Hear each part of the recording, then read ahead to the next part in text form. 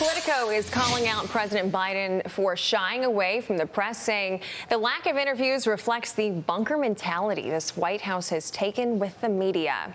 Joe Concha, Fox News contributor, is here to react. So in the first 9 months of President Trump's presidency, he did 57 interviews, so far 47.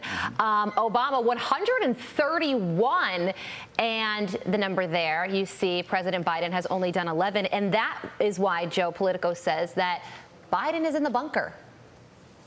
Yeah, and we've been talking about this a little bit, Carly, Ashley, right, for many months now, as far as the president pleading the fifth, thinking he could run his presidency by not talking to the American people. And I mean talking, I don't mean a scripted, teleprompter-based speech. I'm talking about where you actually have to do a one-on-one with somebody. And the difference between doing a one-on-one and, say, a press conference where he calls on handpicked reporters is a one-on-one allows for follow-up. It allows for the interviewer, if he's a decent journalist, to press the president on things like, hey, you got this massive spending bill, the biggest one in history that's proposed. How could you continue to say that it will cost $0, that it will actually not add anything to the debt, will actually be a tax cut for the middle class when inflation is at a 30-year high? I would love to have that one-on-one interview with the president, but he does not allow them because he's not confident in his arguments, and particularly his handlers will not allow it in any way, shape, or form. But it is amazing, though. Here you have the president who has not done one-on-one interview since Labor Day while trying to sell this package, and that's why it's stumbling so much. He's not selling it when his predecessors would go out there and do that when they wanted to get something passed, guys.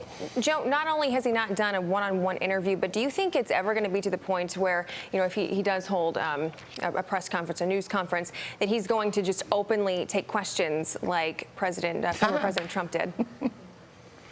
Oh, I think you'll see the New York Jets play the New York Giants in the Super Bowl before we see that happen. And Todd's not here, so we could pummel at least one of his teams at this point. I'll throw the Eagles in there for Jillian as well.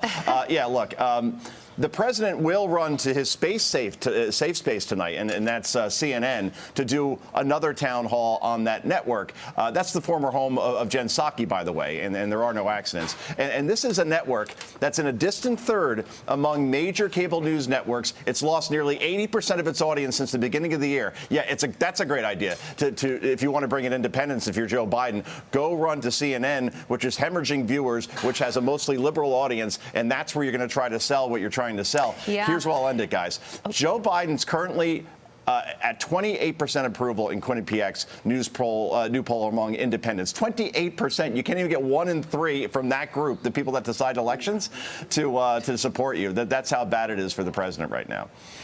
Joe Concha, thank you so much for joining us. We appreciate you. Oh. Thank you. Did you hear the puppy barking, by the way, througut the entire segment? That's why I was a little flustered. I didn't, but I wish I did. Nonstop. We have time if you want to go right. pick the puppy up and show us. I'm all hooked up with wires and whatnot, but tomorrow, I promise, I'll bring Maximus on set. Okay? Thanks, Sounds good. Something to look forward to. Thank you, Joe.